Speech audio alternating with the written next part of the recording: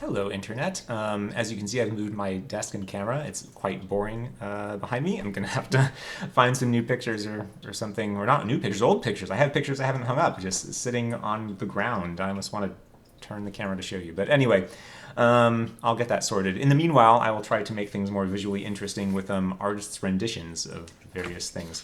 So I'm just going to hop right into this. I'm not going to tell you where this is going. Just join me for a bizarre ride through a history of programming. This, when I first started programming as a wee lad, I wasn't doing this, but a lot of people were, and I dabbled. I knew it existed. I knew that if you wanted to write really fast code, that this is how you had to do it. My camera cannot seem to focus on me. That's what I get for having a cheap webcam. What is this thing even? It says it's HD. So this is assembly language, and these are literal instructions that you give to your CPU. So let's not talk about all this stuff, but if you've ever heard of a stack overflow, that's a kind of bug, maybe you've encountered it if you've programmed. These instructions are why, but again, we won't talk about them. But here, what is this function doing? I mean, it's called, well, maybe you wouldn't know that that's the name of the function, but it is. This is an add function. And so what we do here, and again, I won't go too much detail that, but AX, let's talk about AX. AX refers to a little bit of storage on your actual CPU. I have an artist rendition of a motherboard. Whoops, it's all backwards. I'm used to mirrors, as I assume all humans are by now, and this camera is showing me like what people really see, not the lie that mirrors tell, but I'm so used to the lie that I'm confused. So, right, you've probably heard of memory. Your computer can be out of memory, and that's different from hard disk space. I don't know. I think a lot of people still get confused by that if they don't know a ton about computers. But you've got a hard drive, right, where things are stored permanently, and your RAM. Sorry, I've got my fingers backwards. And this is temporary memory. It's really fast, and all this is about speed. So somewhere not depicted as a hard drive, programs on your hard drive, it's really slow to talk to hard drive. So you load them all into RAM first, and then the little bits that you're executing you put right on the CPU, and that's where the real speed happens. And actually, this is why the Apple M2 is so crazy fast, or M3 are they up to now? I don't know. I don't have an Apple thing, an iThing. But they have put all this RAM right into your CPU. The backwardsness is going to drive me crazy. It's right onto the CPU, which makes it super fast, because even though electrons travel on wires very, very quickly, distance is distance. You don't move for free. So having the RAM straight on the CPU is faster. But anyway, AX refers to, backwards, this is going to get me all the time, a little bit of memory straight on your CPU. So again, that's where you want to execute code to make it as fast as possible. So in assembly, you're like, yo, look, we're going to be adding stuff. I want that to be right on the CPU as close as possible. Let's take the first value that the person wants to add, which, trust me, is BP plus 4. We're going to move that into this AX register. That's what they're called. These little storage bits are called registers.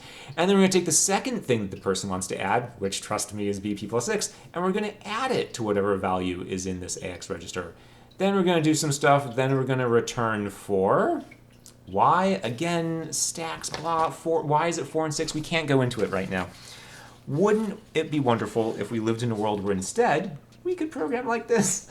So this is like C, or I mean, I think it's called a polyglot when, man, camera. I think it's called a polyglot when one program can be, like this program is a polyglot. I'm pretty sure that's the word, when it can be run in multiple languages, or right, the same text means the same thing in many languages. So this could be C, C++, I'm pretty sure it could be Java, it could be C#, it could be JavaScript. No, not quite. TypeScript?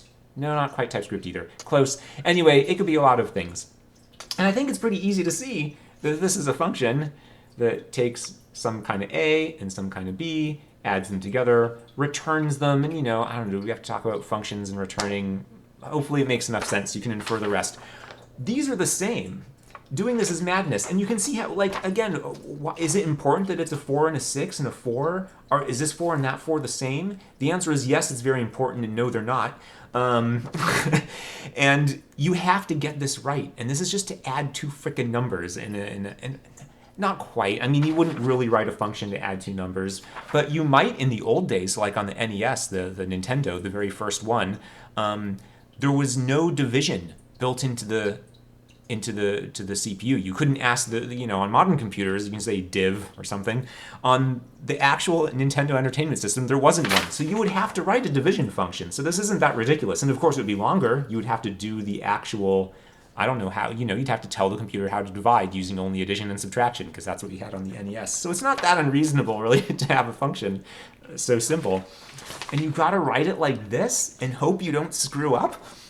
And the screw-ups can be bad. Sometimes the screw-ups you catch before, if your thing isn't dividing right, you're probably going to find out. But some errors can be like really subtle, and that's what leads to all kinds of crazy bugs in programming. So it's really nice when we can instead, write programs like this. Am I even backwards on the Z here? I don't know.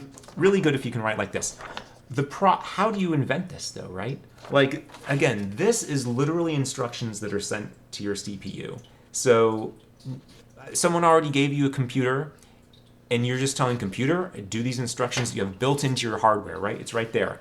Your computer doesn't natively understand this. Weird nerds like me do, because we were programmers and we learned this, but your computer doesn't. Someone, an even bigger nerd than me, is that the right way to say it, had to write a program like this that turns this into this, if that makes any sense, right? This is the only programming language you have available. So you write a program this way that can read text that looks like this and turn it into what the computer knows how to do. Eventually, though, you get to a really cool point where you have a compiler, and this is called a compiler, right? So the thing that takes this and turns it into assembler, there's a compiler, there's probably a linker. Let's not talk about all these things, and it's been so long that I probably would say something wrong anyway, because I did have a really cool class where we wrote, it's a whole other thing, emulators. Well, we could talk about that too. Let's not. So you write your horrible C, again, this is C, and you want to turn this C into assembly, so you write a program in assembly that knows how to turn C into assembly. Eventually, you don't need the assembly anymore ever again, because your C compiler has all the features you need that you can write a new C compiler in C. So you throw out your assembly version of the compiler. You don't drag it to the recycle bin because that didn't exist in 1980, 70, whatever. When was C invented? I think it might even be 60s. You didn't have a recycle bin. We didn't have GUIs. But you delete it. You DEL that file, and you write a new file, and you write it in C, and it's a C compiler, and you compile it with your existing compiler, and now you have a new version of the compiler written in this language, and you never write assembly again. That's the wonderful dream. I'm going to need to pick up that paper again. I'm sorry. I shouldn't have thrown it on the ground. That process is called bootstrapping. You have now bootstrapped your language. You are now writing your new language in itself, which, again, even if you don't know a ton of programming, hopefully you can appreciate that that's kind of wacky and interesting. This isn't the end, right? This isn't the last program language you ever invented, C. We've got many. There is Java and there's C#.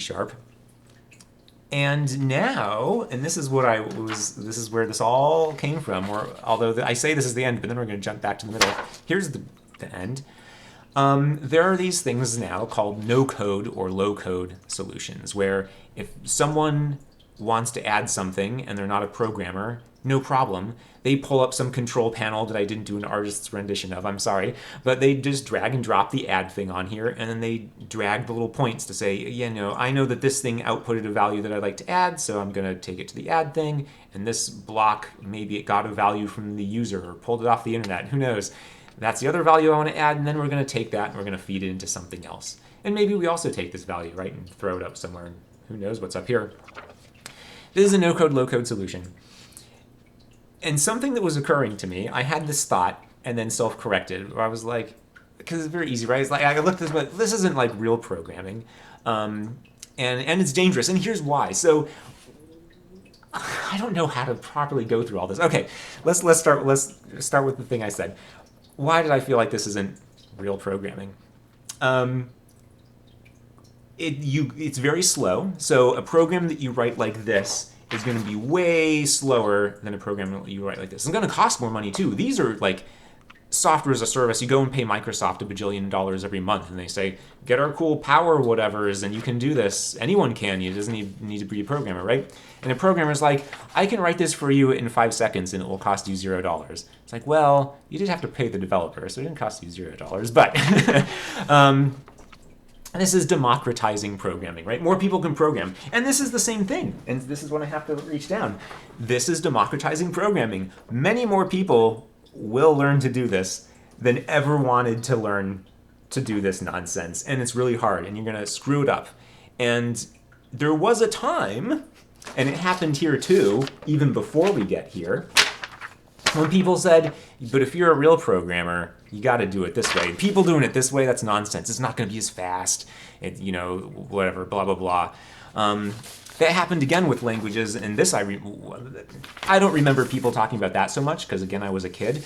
But when I was in college, and Java was not new enough, there was definitely a sentiment of, you can't make a real program in Java. It's got the garbage collector that's just going to pop in randomly and slow down your program, and there's all this extra overhead of the Java virtual machine, and who cares about all the new cool things it can do that makes it easier and safer?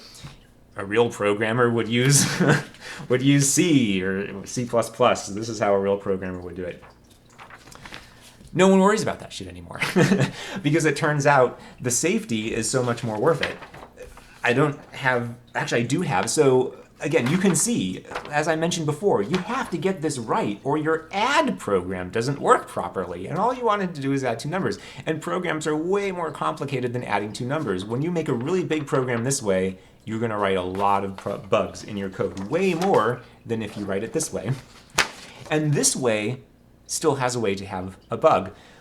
I don't remember if I talked about types in a previous video, but let's talk briefly about them. What is an integer? I mean, an integer, I think, if you went to school, you remember it's a whole number, right? 1/2 is not an integer. That's a fraction. But 1 is an integer, 2 is an integer, 0 is an integer, -3, that's also an integer. But there is a funny bug even in this code.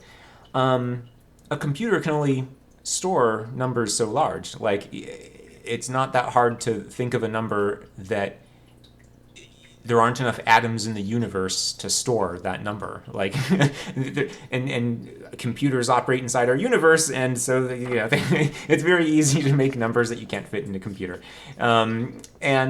And so there are all kinds of conventions. This is an integer. What is an integer? An integer in a human mind is, it's any non-fraction, non-real number. In a computer, no, it's a number from like -2 billion something to +2 billion something.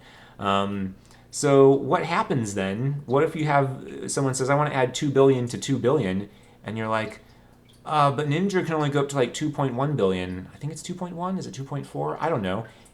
It's not more than that. And so this sum is now 4 billion. But integers don't go up to 4 billion. So what happens to this program? The answer is this program returns you not a nonsense answer. I mean, there's a logical, it's going to be the same every time, but it's not the number you wanted. It's not 4 billion. It's going to be negative something stupid. Yeah. So there's bugs here. Even here, even though this is so much nicer than having to do this, there's still bugs here. Are there still bugs here? Well, yeah. Again, numbers can only go so big. And is this? But it's easier, right? You have made it easier for people to program by doing this, and that is a wonderful thing. It isn't wonderful again quite yet, for the same reasons that there was a time when this wasn't as good, or when Java wasn't as good, where you're like, well, the democratizing comes with a cost. I mean, we can see this in anything. AI art is a great example. As much as I love the AI art tools and use them myself, right, it's very easy. You've made it very easy for people to create garbage, and we can see the ill side effects of that in all kinds of fun ways. And art's a little different because then you get like, fake news effectively right on Facebook with fake pictures that people think are real. But right, you allow people to make shittier things also more quickly, more easily. And that's always been a thing, though. I mean, right? And that hasn't stopped anyone from saying, well, then we better not do C. We can't have more people programming. It's like, no, we need more people to program. So we want an easier to learn language. It's still true. Programmers have been getting laid off. There's been a lot of those recently, but there is still demand to make things. And this is one way to do it. Another one I forget about is Excel. I never used Excel a lot because I learned how to program before I learned Excel, which is kind of stupid, but true. Because I learned to program before Excel existed. I guess it was like Lotus 1, 2, 3. I don't know who remembers that was even a thing. I never really used it. My dad did. But spreadsheets are also very powerful, and you can make very meaningful and useful applications in an Excel spreadsheet. Designate some cells as your input, designate some cells as your output, let people type in what they want, let it run, bam, you've done something cool and good and useful. And yeah, that's just another interesting example I never thought of. Something, though, I do think about. Someone wrote, where's my assembly? This is what got me down this whole silly train. In assembly, someone wrote a C compiler and then stopped writing assembly because they made their C compiler in C. Could you write Excel in Excel? Could you make a no-code, low-code solution in a no-code, low-code solution? Can you do that bootstrapping? Because right now, you make these with this, right, in C. That's what I'm not doing it, but there's a team at my job who is doing it. And I've been looking into a bunch of no-code, low-code solutions for work as potential alternatives, but we are also building one of our own. And we're building it in this, right? Whoops, sorry. We're building it in this. Or the equivalent. We're not using C, but it doesn't matter. Something in between. So it was just that was kind of my first thought, too, of like, is it not a real programming language if you can't build it in itself, right? Because those were the kinds of thoughts I was having. It's like, this isn't a real programming language. I do real programming languages, right? And I was like, well, wait, hold on a sec, Ben, right? That's what people were saying about Java and C, and right, for the end of time. This is real in every other sense that you can call any of these things real. But it definitely isn't quite there yet. And I don't think anyone has tried to write Excel in Excel, but people have made like Tetris in Excel. So you can do all kinds of things in Excel, right? I'm sure someone has made Excel in Excel. Someone must have done that as some kind of ridiculous proof of concept. But that's just an interesting thing. I think Excel is not really trying to be that. So like Microsoft isn't going to add features to Excel that let you build desktop applications in it. Like, that's not what it's for, so they wouldn't do that. These things, I don't know. It's interesting, and there's a lot of versions of these. Some of them run purely on the web, and they are meant to just like, someone submitted a form, take the values they add, take their two monies and add them up and email them to me, right? That's what this could be. But there are others that are meant to run more on a machine, and that I could almost see being like, ooh, would you make a compiler in something like this? I don't know. Probably there's already, not again. This was something else I was thinking about. When I was really little, also, there were Legos. There are still Legos.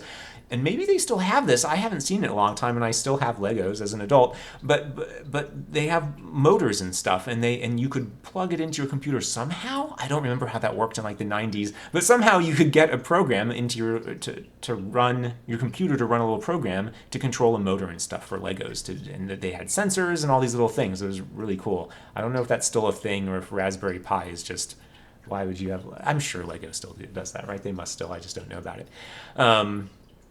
But yeah, I mean, right, so that stuff existed all the way back then. I'm sure someone has made crazy, complicated things beyond my wildest imagination, like this. But anyway, I don't know. There's a fun little history of programming. I don't know. What am I going to do with all these ridiculous artist renditions I'm creating? I don't know. I don't even know where the other ones went. I probably already recycled them. I hope that was remotely interesting. Computers are fascinating. I don't know. It is very interesting to me. Just and all the weird things. The integers only go up to 2 billion.